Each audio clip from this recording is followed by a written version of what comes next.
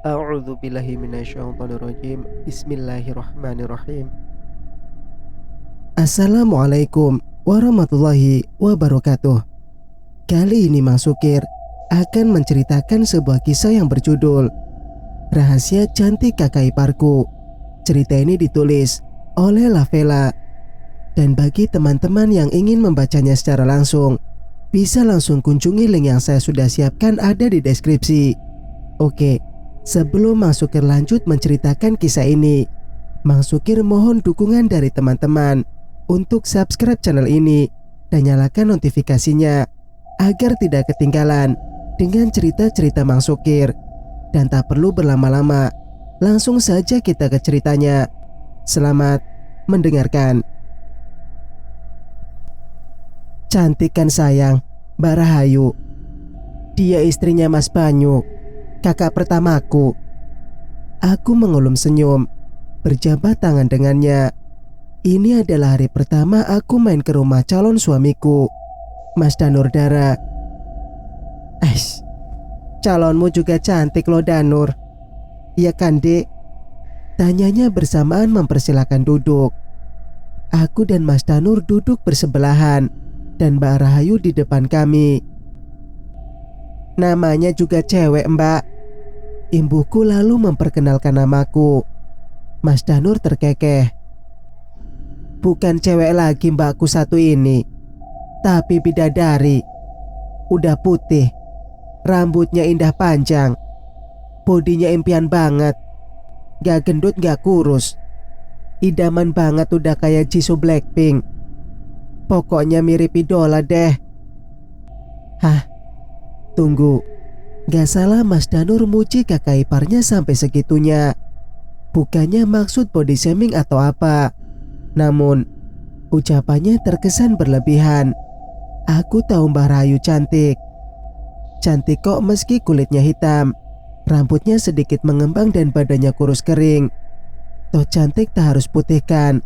Ia juga manis ketika senyum. Apa mungkin dia sedang bercanda saja ya? Tak lama kami bertiga mengobrol. Suara motor dari luar mengalihkan perhatianku. Suamiku, itu Mas Banyu, ujar Mbak Rahayu lalu berdiri. Sepertinya hendak menyambut suaminya di depan pintu. Namun, tiba-tiba terdengar suara tangis anak kecil, membuat Mbak Rahayu berbalik dan berjalan ke sebuah kamar. Suara salam terdengar setelahnya, membuatku refleks menoleh ke arah pintu di sisi kananku. Ia mendekat. Aku basa-basi sekenanya lalu menyelami tangannya dengan berdiri setengah membungkuk. Mas Banyu meletakkan kresek bawaannya. Mas Danur hendak berdiri pamit ke belakang mengambil piring. Namun, ku tahan dan menawarkan diri biar aku saja yang ke dapur. Saat berbalik tak sengaja hampir menabrak Mas Bayu. Aku hanya mengangguk kecil sambil tersenyum. Kakiku baru saja melangkah, tetapi Mas Banyu memanggil, membuatku refleks menoleh. Tiba-tiba saja ia menyodorkan sebuah cincin. Titip bentar ya, soalnya kalau taruh di wastafel entar hilang lagi kayak dulu. Mbak Rahayu tuh pernah ngamuk-ngamuk gara-gara cincin ini. Jadi titip kamu bentar ya. Aku hanya pasrah menerima cincin yang familiar itu, seperti cincin ala batu akik, tetapi modelnya terkesan elegan. Setelah Mas Banyu memasuki kamar mandi, aku pun berjalan ke ruang tengah dengan piring yang kubawa. Ali nyariin kamu ini Mas, teriak Mbak Rahayu mengejutkanku yang melewati depan kamarnya. Karena yang dicari suaminya, aku berlalu begitu saja ke ruang tengah. Saat menuangkan gorengan, cabenya terjatuh ke lantai. Aku membungkuk untuk mengambilnya. Bersamaan dengan suara tangisan Alin semakin kencang. Mendengarnya aku tak tega. Segera aku menghampiri mereka, lalu mengetuk pintu kamar Mbak Rahayu. Panas ya Mbak? Sudah minum obat? Tanyaku karena terlihat baby fever menempel di jidat anaknya. Udah kok Yumna, tapi dia masih rewel terus. Jawabnya gusar terus mencoba meredakan tangisan anak di pangkuannya. Tiba-tiba Mas Banyu datang dari arah belakangku. "Sayang, anak papa," ujarnya merentangkan tangan. Bocah kecil itu langsung menyambutnya. Baru saja situasi tenang, Mbak Rahayu tiba-tiba berdecak kesal dan berbalik badan memunggungi suaminya. "Cincinmu mana, Mas? Kenapa nggak dipakai?" bentaknya mengejutkanku yang masih di sana. Mas Banyu langsung menjawab cincinnya ada padaku. Aku meraba kantong. Tak ada. Mungkin di meja. Aku pamit sebentar mengambilnya. Namun, beberapa menit ku cari tak kutemukan benda kecil itu. Sementara suara Mbak Rahayu memanggil-manggil. Segera aku kembali ke kamar mereka. "Maaf kak, aku udah cari nggak ada." Tanpa bahu Mbak Rahayu turun naik. Kedua tangannya mengepal. Ia semarah ini karena cincin itu. Aku mengutuk diriku sendiri bagaimana bisa seceroboh ini. "Kalau belum ketemu, malam ini kamu tidur di luar. Jangan temuin aku sebelum cincinnya ketemu." Aku menelan saliva. Mbak Rahayu membuat nyaliku menciut. Sedangkan Mas Banyu nurut saja. Ia pamit dan mengajakku ke ruang tengah. Namun, sudah dicari sekitar meja dibantu Mas Danur tak kunjung ditemukan. Merasa tak enak hati, aku hendak meminta maaf dulu dan berniat menggantinya saja. Kasihan Mas Banyu yang dihukum sama istrinya gara-gara keteledoran aku. Aku melangkah pelan dengan kedua tangan memilin ujung baju. Berulang kali menarik dan mengembuskan panas sambil mengumpulkan keberanian. Namun, langkahku terhenti seketika saat mendengar Mbak Rahayu ngomong sendiri. Sepertinya sedang bertelepon dengan seseorang. "Gimana dong Bu? Cincinnya hilang lagi." "Entar Mas Banyu sadar lagi rahasia." Aku terperanjat begitu sesuatu jatuh di tanganku yang menempel ke dinding kamar Mbak Rahayu. Seekor cicak. Aku menggigit bibir bawah menahan diri. Tetapi gerakan cicak itu membuatku refleks menjerit jijik. Setelah cicak kabur, aku menghela napas lega. Kuelus dada dengan sedikit tenang. Aku membalikkan badan dan hendak menemui Mbak Rahayu. "Astagfirullah," ucapku syok saat melihat seseorang menatapku dengan mata nyalang. "Kamu nguping ya?" tanyanya. Suaranya seperti Mbak Rahayu. Namun, bibirku keluh hendak menjawab. Semakin keluh lagi saat menyadari jika itu benar Mbak Rahayu. Tetapi kenapa wajahnya begitu berbeda dari sebelumnya? Seperti bukan dirinya. Terlihat mengerikan. Seperti lebih tua, penuh keriput. Membuatku tak berani menatap lama dan memilih memalingkan wajah. "Udah ketemu Yang. Ini sudah kupakai. Udah jangan nyalahin calonnya Danur." Untunglah Mas Banyu datang. Ia memamerkan jarinya yang sudah memakai cincin lagi. Kulit tangannya yang putih bersih begitu pas dengan cincin itu. "Gitu dong," ujar Mbak Rahayu begitu lembut. Aku beralih memandanginya lagi.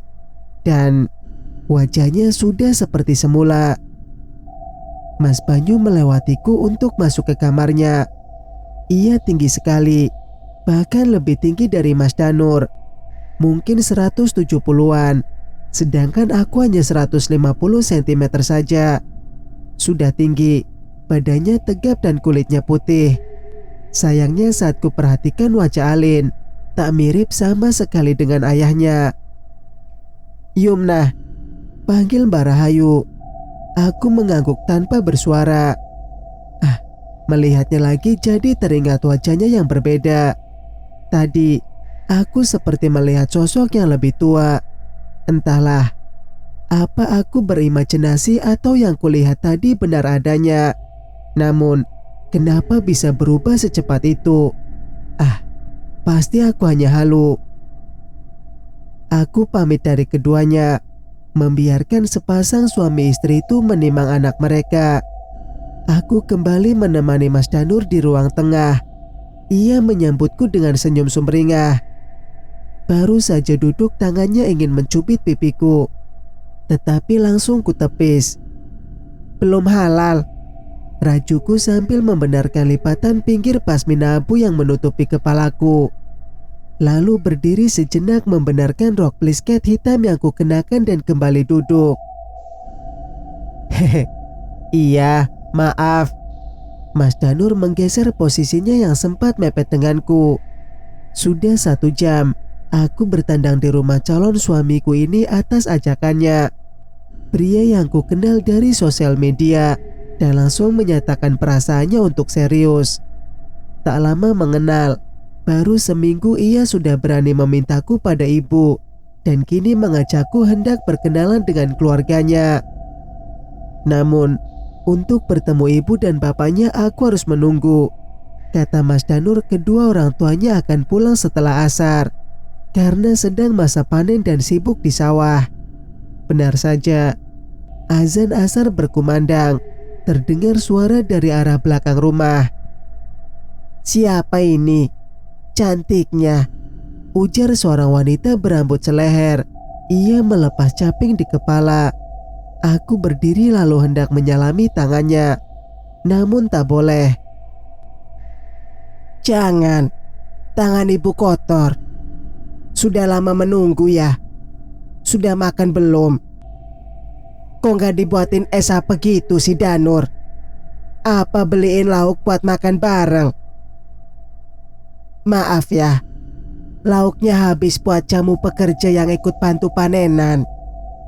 Mas Danur seperti diomeli habis-habisan, tetapi ibunya berkata demikian dengan nada bercanda. "Gak apa-apa bu." Wajahku tak henti mengulum senyum. Tak biasa berbicara banyak karena aku tak terbiasa. Digodai ibunya Mas Danur pun, aku cuma bisa senyum-senyum. Singkat cerita, waktu terasa cepat berlalu. Sebulan kemudian aku dan Mas Danur mengadakan walimah sederhana atas pernikahan kami, sesuai permintaanku dan kesanggupan kami berdua.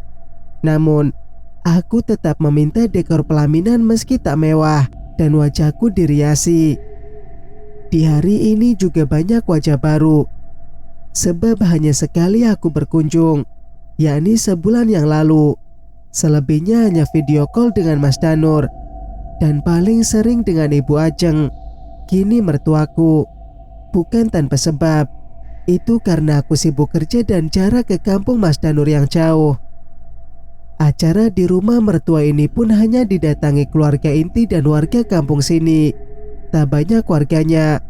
Perkiraan Mas Danur paling tak sampai 100 orang. Cantiknya. Aku refleks menoleh mendengar gumaman Mas Danur di tengah hiruk-pikuk tamu berdatangan. "Kamu ngeliatin siapa mas? Sampai gak kedip gitu?" tanyaku melambaikan tangan kananku di depan wajahnya.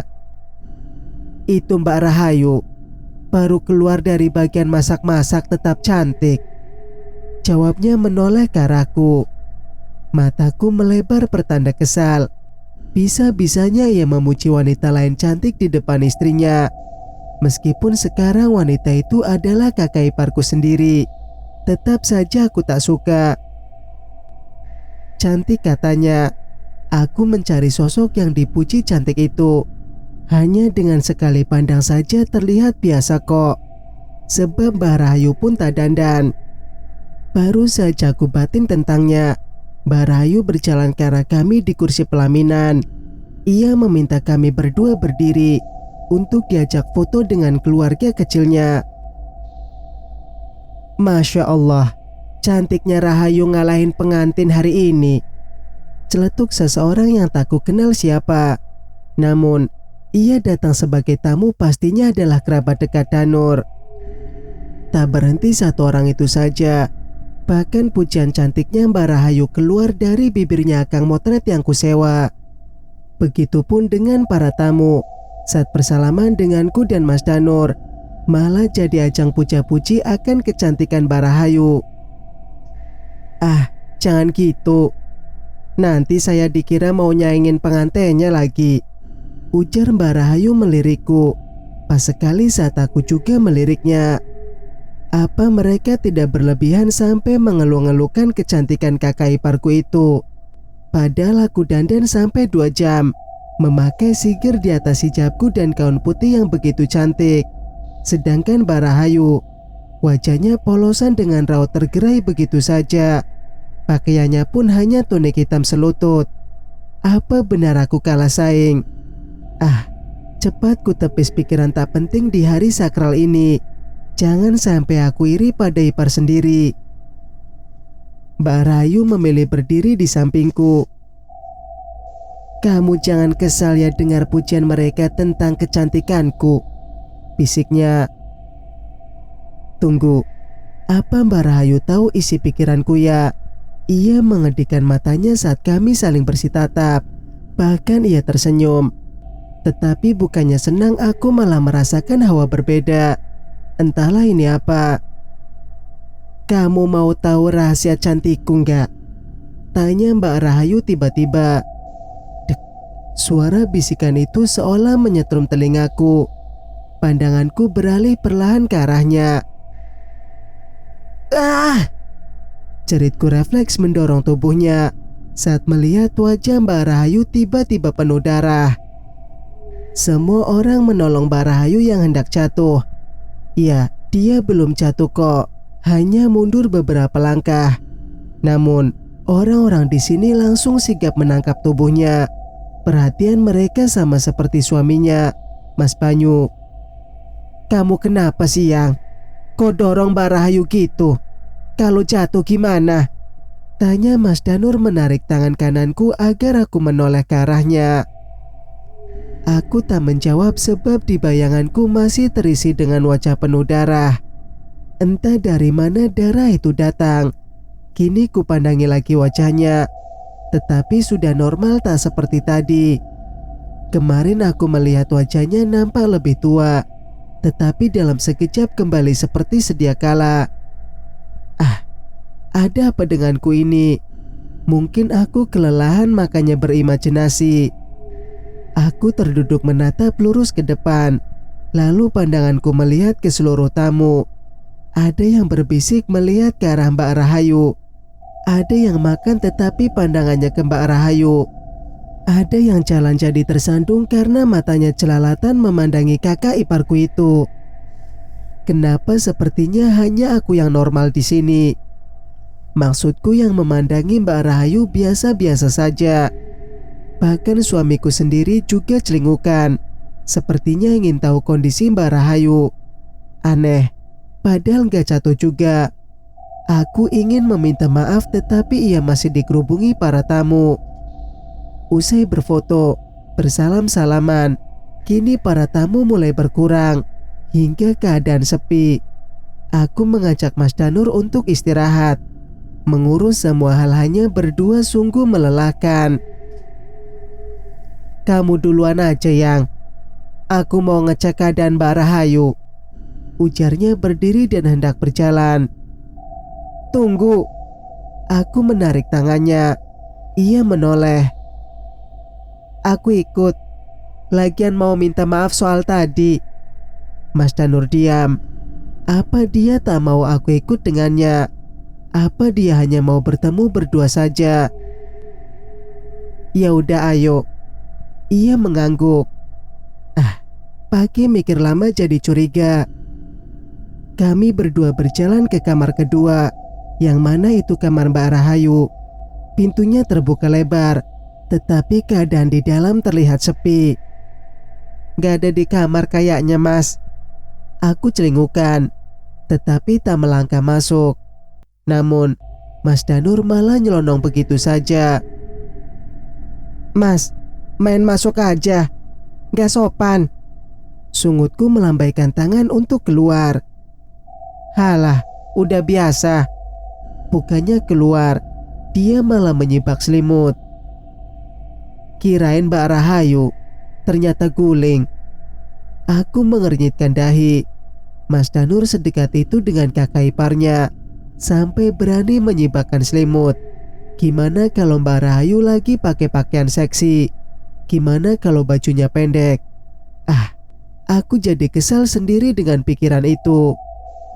Mas Danur berbalik badan dan hendak keluar kamar.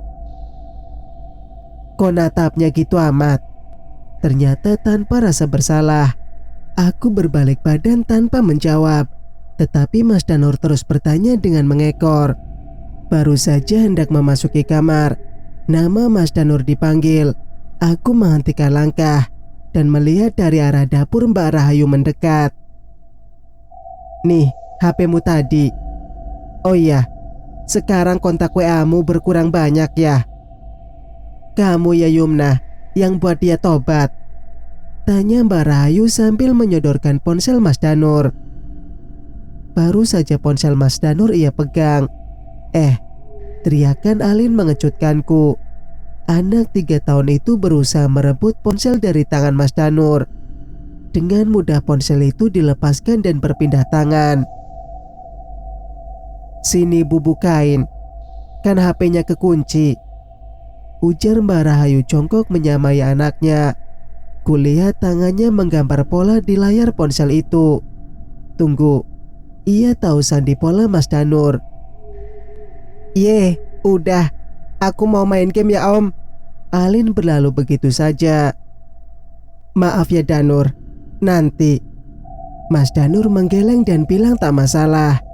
Kami berdua pun pamit untuk masuk ke dalam kamar. Saat hendak menutup pintu, aku masih melihat Mbak Rahayu di depan kamar. Ia menatapku dengan senyum mengembang di wajahnya lalu mengedipkan mata. Ketika ditatap begitu berulang kali, aku menelan ludah. Tunggu. Aku tersentak saat tangan Mbak Rahayu menghalangi pintuku yang mau ditutup. Kalau kamu secantik aku, kamu tidak akan takut ketika Danur punya banyak kontak cewek di ponselnya. Hah? Ternyata tak hanya dari mulut orang-orang yang memujinya, ia juga memuji dirinya sendiri. Apa perlu aku ambilkan cermin putri salju? Dia tak secantik itu. Aku bisa julid lama-lama. Sekarang di matamu mungkin belum, tapi nanti kamu akan lihat sendiri betapa cantiknya aku. Tangan Mbak Rahayu menyentuh punggung tangan kiriku. Au! Ceritnya kecil lalu mengibas-ngibaskan tangannya. Kenapa Mbak? Tanyaku spontan saat melihat telapak tangannya tiba-tiba memerah.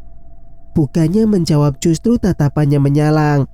Matanya tak berkedip dan seolah ada yang menjalar ke wajahnya. Apa itu?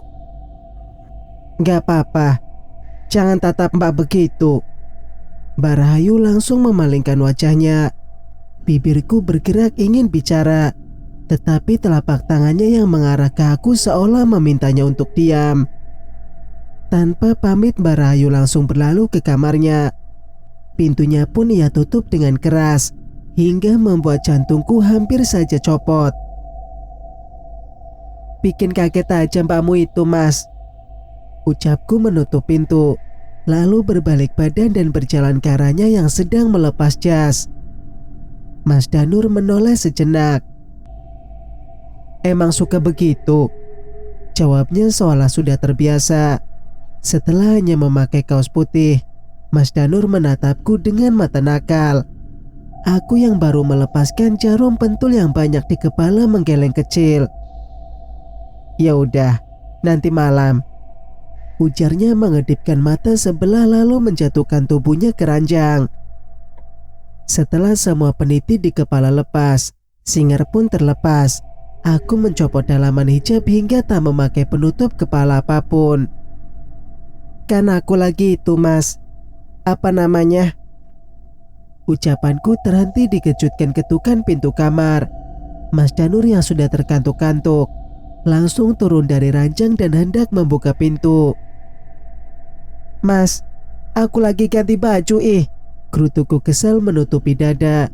Mas Danur akhirnya menunggu sampai aku ganti kaos lengan panjang dengan bawahan rok plisket hitam. Lalu kuambil dari tas bawaan Virgo Simple kecintaanku untuk sehari-hari. Barulah Mas Danur membuka pintu. Tetapi aku tak ikut dan bilang akan istirahat. Memakai kerudung hanya berjaga-jaga, takut ada tamu lainnya nanti yang akan datang. Selepas Mas Danur keluar, aku merebahkan diri di ranjang dengan bermain ponsel yang kuambil dari tas bawaan. Kubuka aplikasi hijau. Sudah banyak pesan ucapan selamat dari tempatku bekerja. Ada yang protes tak kuundang. Ada yang kesal karena nikahanku mendadak. Sebenarnya tak dadakan sih. Semua sudah direncanakan dalam sebulan. Hanya saja aku merahasiakan semua prosesnya, termasuk lamaran, sesuai anjuran agamaku. Rahasiakan lamaran, umumkan pernikahan. Tapi gak malam tadi juga dong baru share di story kalau besoknya nikah. Kan jadi gak ada persiapan, gak punya kado, gak tahu tempatnya lagi desa suamimu itu. Aku terkekeh kecil, lalu membalas pesan dari teman satu lain tempat pabrikku bekerja. Udah sih, ntar aja kadonya di PT. Nanti ku bawain wajik. Ku sertakan emot tawa di akhir, biar ia semakin kesal. Sasa, teman satu lain yang paling akrab denganku. Gimana? Saudaranya suamimu baik-baik nggak? Kalian habis nikah tinggal di mana? Jangan di sana deh. Bukannya kamu cerita iparnya masih di rumah mertuamu juga kan? Membaca pesan terbaru Sasa yang panjang kali lebar, jadi membuatku teringat tentang Barahayu. Bisikannya di pelaminan, ucapannya di depan pintu tadi. Lalu wajahnya yang sering kulihat berubah aneh. Sa, menurutmu ya kalau misal nih, suamimu lihat kamu cantik banget, tapi yang lain biasa aja, itu kenapa ya? Apa saking cintanya lakinya gitu? Tak lama pesanku centang dua biru. Itulah asiknya Sasa, selalu cepat membalas pesan ketika sesi curcol begini. Lah, pakai nanya. Aku pakai pelet lah, biar lakiku klepek-klepek. Di matanya aku ini paling cantik. Pelet. Aku menatap pesan terbaru Sasa itu, lalu menoleh ke dinding yang mana kamar Barahayu di sebaliknya. Tapi kalau yang lain, kayak orang-orang terdekatmu juga muji cantik. Tapi cuma aku doang nih yang lihat kamu biasa saja. Itu gimana? Masa iya kamu pelet semuanya? Jariku masih menunggu di atas layar ponsel, sedangkan Sasa sudah mulai mengetik. Tunggu deh, ini bicarain siapa sih?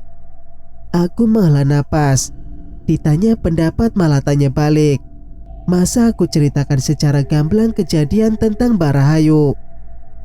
Kepo, balasku lalu pamit untuk tidak aktif WA. Ponselnya aku matikan dan letakkan di sebelah kepala. Lalu mataku pejamkan perlahan, sembari berkomat kamit membaca doa. Mataku terbuka lebar. Suara dobrakan pintu menggagalkan rencana tidurku. Tak lama suara dobrakan berganti dengan suara pekikan keras. Aku menuruni ranjang. Tak bisa diam begitu saja dengan adanya keributan di luar sana. Ketika di depan kamar, aku melihat Mas Danur mencoba mendobrak pintu kamar Barahayu. Kenapa didobrak, Mas? Tanyaku lalu berjalan mendekati Alin. Ia menangis dengan masih menggenggam ponsel Danur. Mas Danur sepertinya tak dengar pertanyaanku barusan. Ia terus mencoba mendobrak pintu, tetapi itu tampak sia-sia. Ayah kamu kemana, Lin? Tanyaku pada gadis 3 tahun itu. Ia hanya menggeleng, tak tahu di mana ayahnya berada. Tak lama yang dicari muncul. Mas Banyu berjalan cepat dari arah pintu masuk. Sayang, kamu di dalam kan? Tanya Mas Banyu mengetuk pintu. Tak ada jawaban. Mas Banyu pun meminta semua mundur.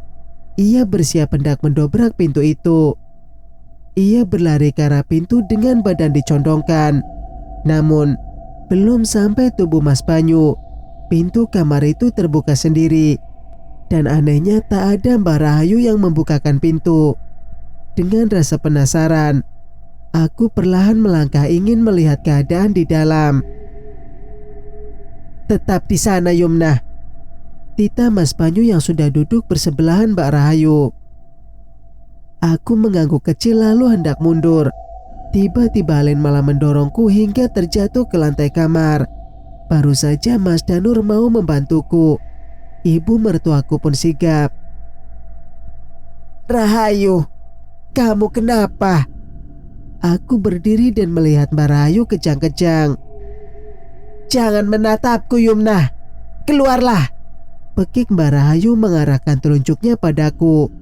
Ada apa dengannya? Aku hanya melihat saja tak boleh. Aneh, kuputuskan melangkah keluar dari kamar.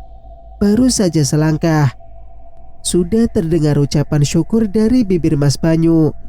Aku kembali menoleh dan melongo ke dalam kamar. "Udah baik, kan?" Tanyaku terputus karena Mbak Rahayu malah kejang lagi. Bersambung.